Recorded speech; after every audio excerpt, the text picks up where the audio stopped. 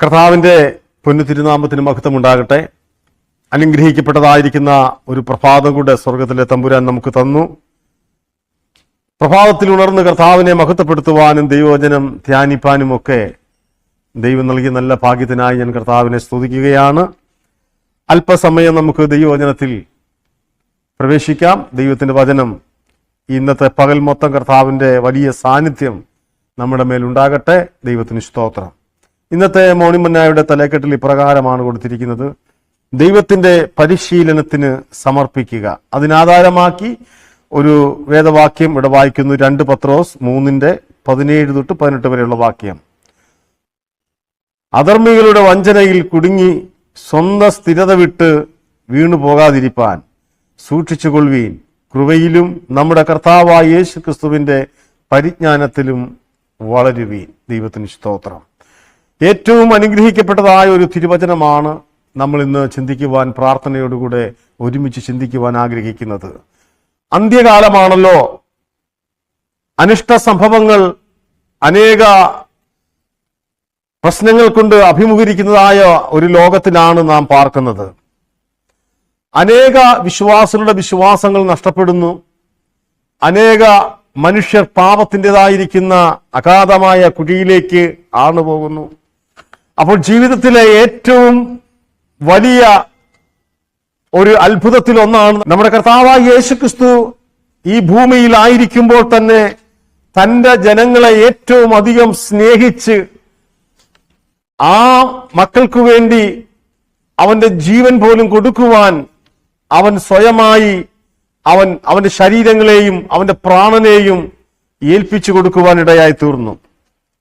നമുക്കറിയാം, ഒരു ദൈവ പൈതലിനെ സംബന്ധിച്ചിടത്തോളം ഈ അന്ത്യ നിമിഷത്തിൽ അനേക പ്രയാസങ്ങൾ, പ്രതിസന്ധികൾ, രോഗങ്ങൾ, ദുഃഖങ്ങൾ, വേദനകൾ, കണ്ണുനീരുകൾ ഇതൊക്കെ ജീവിതത്തിൽ എപ്പോഴും ഉണ്ടാകും. പക്ഷെ അതിനെയൊക്കെ അതിജീവിക്കുവാൻ ദൈവത്തിന്റെ കൃപ നാം പ്രാപിക്കുന്നുവെങ്കിൽ നാം ഒരിക്കലും തളർന്നു പോകുകയോ ക്ഷീണിച്ചു പോകുകയോ ചെയ്യുകയില്ല. ദൈവകരങ്ങളിൽ ഞാനും നിങ്ങളും എപ്പോഴും സുരക്ഷിതരായി തീരുവാനിടയായി തീരും. നമുക്കറിയാം, അധർമ്മം ഇന്ന് ലോകത്തിൽ പെരുകിയിരിക്കുകയാണ്. വഞ്ചന, ചതി ഇതൊക്കെ ലോകത്തിൽ മനുഷ്യന്റെ ഇടയിൽ വളർന്നുകൊണ്ടിരിക്കുകയാണ്. അതിൽ കുടുങ്ങിപ്പോകരുത്. സ്വന്തം സ്ഥിരത വിട്ട് വീണു പോകാതിരിപ്പാൻ സൂക്ഷിച്ചുകൊള്ളുവീൻ. ദൈവത്തിന് സ്തോത്രം. എത്ര അർത്ഥവത്തായിരിക്കുന്ന വാക്കുകളാണ് ദൈവമക്കളെ ഉത്ബോധിപ്പിക്കുന്നത് ദൈവത്തിന്റെ വചനം. ദൈവത്തിന്റെ വചനം തന്റെ മക്കളെ ബലപ്പെടുത്തുന്നത് എപ്രകാരമാണ്: നിങ്ങൾ ഒരിക്കലും പാപത്തിൽ പെട്ടുപോകരുത്, വഞ്ചനയിലും പെട്ടുപോകരുത്. നിങ്ങളുടെ സ്ഥിരത, ആ ഓട്ടം സ്ഥിരതയോടെ ഓടുക. ദൈവത്തിന് സ്തോത്രം. പാപമംഗുലമായിരിക്കുന്ന ഈ ലോകത്തിൽ അനേകരുടെ വിശ്വാസ ജീവിതം തകർന്നടിയുമ്പോൾ, അനേകരുടെ വിശ്വാസ തോണി ആഴക്കടലിൽ മുങ്ങിപ്പോകുമ്പോൾ, അവിടെ ജീവിതത്തിൽ ഓരോ സമയത്തും, ഓരോ കാലഘട്ടത്തിലും, ഓരോ സന്ദർഭങ്ങളിലും നമ്മുടെ കർത്താവായ യേശു ക്രിസ്തു നമ്മോട് കൂടെയുണ്ട്. നമുക്കറിയാം, തന്റെ ശിഷ്യന്മാർ യാത്ര ചെയ്ത പടക് ആഴത്തിലേക്ക് മുങ്ങിപ്പോകുവാൻ, തിരമാലകൾ, കൊടുങ്കാറ്റുകൾ വഞ്ചി മുങ്ങിപ്പോകേണ്ട സ്ഥാനങ്ങളില് നമ്മുടെ കർത്താവായ യേശു ക്രിസ്തു അവരെ വിടുവിക്കുന്നതായ വിടുതൽ. ദൈവമക്കളെ, പലപ്പോഴും നമ്മളെ പരീക്ഷിക്കുവാൻ കർത്താവ് പലപ്പോഴും നമ്മളെ അങ്ങനെ പരിശീലിപ്പിക്കുന്ന ഒരു അനുഭവമാണ് എന്ന് മാത്രം നമ്മൾ ചിന്തിച്ചാൽ മതി. ഇപ്പോൾ നമ്മൾ ഇത്രയും വർഷം, ഇത്രയും നാള് ദൈവത്തെ ആരാധിച്ചിട്ട് എന്റെ ജീവിതത്തിൽ കഷ്ടങ്ങളോ പ്രയാസങ്ങളോ ആണല്ലോ എന്ന് നാം ചിന്തിക്കുകയല്ല, പറയുകയല്ല. ഇത് ക്രിസ്തീയ ജീവിതത്തിന്റെ ഒരു ഭാഗമായി നമ്മൾ ഏറ്റെടുക്കുക. ക്രിസ്തു നമ്മെ ഒരു കഷ്ടതയിൽ കൂടെയും, ഒരു പ്രയാസത്തിൽ കൂടെയും, ഒരുപക്ഷെ നിന്റെ രോഗത്തിൽ കൂടെയും, ചിലപ്പോൾ ഒരു കടബാധ്യതയിൽ കൂടെയൊക്കെ ആയിരിക്കാം ദൈവം നിന്നെ പരീക്ഷിക്കുന്നത്. പക്ഷെ ആ പരീക്ഷയിൽ നീ ജയം പ്രാപിക്കുന്നവരായി തീരണം. ഇത് കർത്താവ് എനിക്ക് തരുന്നൊരു ശൂരമാണെന്നും, കർത്താവ് എനിക്ക് തന്നിരിക്കുന്ന ഒരു പരിശോധനയാണെന്നും അതിൽ ഞാൻ തളർന്നു പോകാതെ അപ്പോഴും എന്റെ കർത്താവിനെ ഞാൻ മുറുകെ പിടിച്ചുകൊണ്ട് ഈ ലോക യാത്ര മുന്നോട്ട് തുടരുമെന്നുള്ളതായ ഒരു നല്ല തീരുമാനത്തോടുകൂടെ നാം എന്ത് ചെയ്യണം? മുന്നോട്ട് കടന്നു പോകണം. ദൈവത്തിന് സ്തോത്രം. അപ്പോൾ ഒരു നല്ല പരിശീലനം ലഭിച്ചതായ ഒരു ദൈവ പൈതലിന് മാത്രമേ ഈ ഭൂമിയിൽ ജീവിക്കുവാൻ കഴിയുകയുള്ളൂ. ദൈവത്തിന് സ്തോത്രം. അതുകൊണ്ട് ഇവിടെ പറഞ്ഞിരിക്കുന്നത് കൃപയിലും നമ്മുടെ കർത്താവായ യേശുക്രിസ്തുവിന്റെ പരിജ്ഞാനത്തിലും വളരുവീൻ. സ്തോത്രം. ദൈവിക പരിജ്ഞാനം നമ്മുടെ ജീവിതത്തിൽ ഉണ്ടാകണം. ദൈവത്തിന് സ്തോത്രം. ഇവിടെ ഇങ്ങനെ പറയുന്നു, എഫേസ്യ ലേഖനം 4:14 വാക്യത്തിൽ പറയുന്നു, ഇങ്ങനെ നാം ഇനിയും മനുഷ്യരുടെ ചതിയിലും ഉപായത്താലും തെറ്റിപ്പോകരുത്. അവർ തെറ്റിച്ചു കളയുവാൻ സാത്താൻ അതിൻ്റെതായ തന്ത്രങ്ങളെ ഉപയോഗിക്കും. പക്ഷേ നാം ഒരിക്കലും എന്ത് ചെയ്യില്ല, ആരുടെയും ചതിക്കുഴിയിൽ പെടാതെ നാം മുന്നോട്ട് പോകണമെന്ന് എഫേസ്യ ലേഖനം പൗലോസ് വ്യക്തമായിട്ട് അതിന് 4 അധ്യായത്തിന് 14 വാക്യത്തിൽ ഇവിടെ വ്യക്തമായിട്ട് പറയുകയാണ്. അതുപോലെ ഇവിടെ മത്തായിയുടെ സുവിശേഷം 13:23 പറയുന്നു, കള്ളക്രിസ്തുക്കൾ കള്ളപ്രവാചകന്മാർ എഴുന്നേൽക്കും, കഴിയുമെങ്കിൽ തന്റെ വൃതന്മാരെ പോലും തെറ്റിക്കും എന്ന് ഇവിടെ പറയുന്നു. ദൈവത്തിന് സ്തോത്രം. അതുകൊണ്ട് നിങ്ങൾ എന്ത് ചെയ്യണം? സൂക്ഷ്മതയുള്ളവരായി തന്നെ മുന്നോട്ട് നീങ്ങേണ്ടവരാണ്. ഇതെല്ലാം എന്റെ കർത്താവായ യേശുക്രിസ്തു തന്റെ ശിഷ്യന്മാരോട് മുൻകൂട്ടി പറഞ്ഞതായ കാര്യങ്ങളാണ്. ഇതൊക്കെ ഈ ലോകത്തിൽ സംഭവിക്കുമെന്ന്. സ്തോത്രം.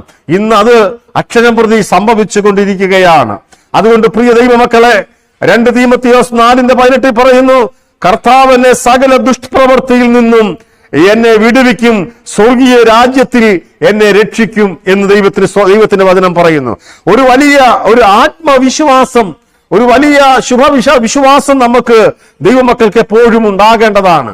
നാം നമ്മുടെ കർത്താവായ യേശുക്രിസ്തുവിൽ വിശ്വസിച്ച് കഴിയുമ്പോൾ, ജീവിതത്തിൽ പല പരിശോധനകൾ കടന്നു വരുമ്പോഴൊക്കെയും നാം മനസ്സിലാക്കുക, എന്നെ ഈ പാപപങ്കുലമാകുന്ന ഈ ലോകത്തിൽ എന്നെ ഒരു നല്ല പാത്രമാക്കി തെരഞ്ഞെടുത്തുകൊണ്ട്, ഒരു മാനപാത്രമായി തെരഞ്ഞെടുത്തുകൊണ്ട് എന്നെ ഒരു നല്ല ഉയർച്ചയിലേക്ക് എത്തിക്കുവാനുള്ളതായിരിക്കുന്ന ഒരു പരീക്ഷയാണ് എന്റെ ജീവിതത്തിൽ എന്റെ കർത്താവ് തന്നിരിക്കുന്നതെന്ന് പറഞ്ഞിരിക്കുന്നു. അതുകൊണ്ട് പ്രിയമക്കളെ, ദൈവത്തിന്റെ പരിശീലനത്തിന് നാം നമ്മെ തന്നെ സമർപ്പിച്ചു കൊടുക്കണം.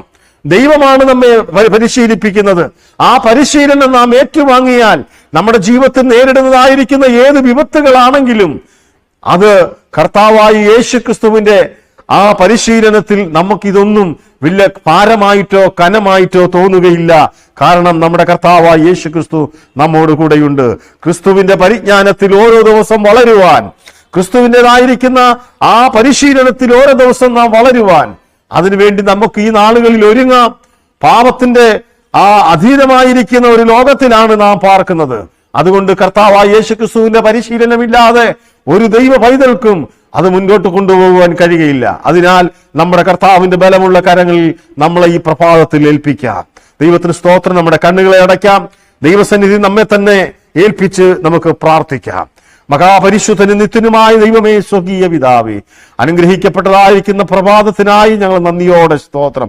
ഞങ്ങൾക്ക് ഉണർന്ന് കർത്താവിനെ മഹത്വപ്പെടുത്തുവാൻ കർത്താവ് സഹായിച്ചല്ലോ.